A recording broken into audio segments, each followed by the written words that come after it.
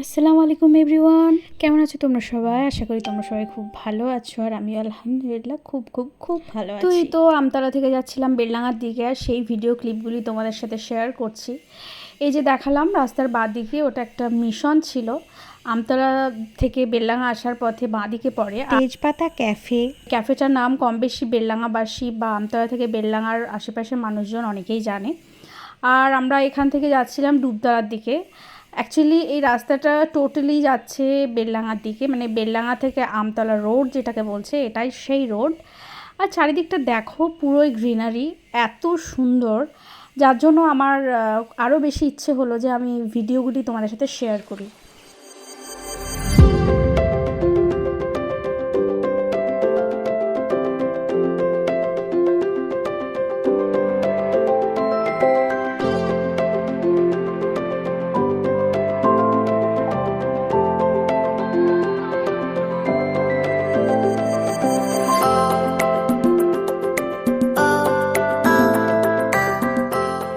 এই গ্রিনারির মধ্যে দিয়ে আমরা আস্তে আস্তে ডুবতলা ক্রস করে শব্দনগরের দিকে যাচ্ছিলাম।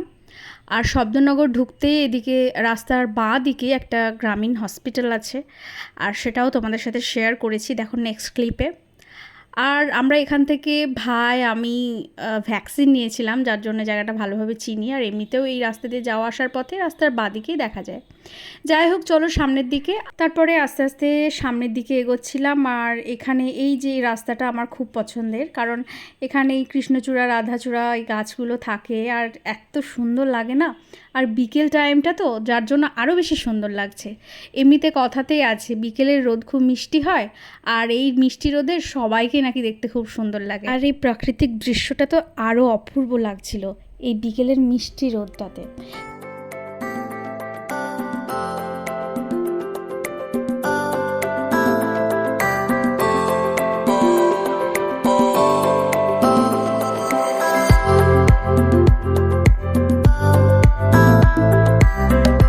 এবারে তোমাদের সাথে আমি একটা জায়গায় পরিচয় করাবো, সেটা হলো আমার পাপার স্কুল। হ্যাঁ, এটাই ত্রিমোহিনী হাই মাদ্রাসা। আমার পাপা এখান থেকেই পড়াশুনো করেছিল, আর মাধ্যমিক এখান থেকেই পাশ করেছে। এখানে শুধু আমার পাপাই নয়, আমার ফুপু চাচারা সবাই কম বেশি এখানেই পড়াশুনো করেছে। তারপর এবার আমরা ত্রিমোহিনী ক্রস করে আস্তে আস্তে কালীতলার দিকে চলে এসেছি। আর এটা কালীতলা পেট্রোল পাম্প। আশা করি এই রোড দিয়ে যারা যাওয়া আসা করো তারা চিনতে পারছো।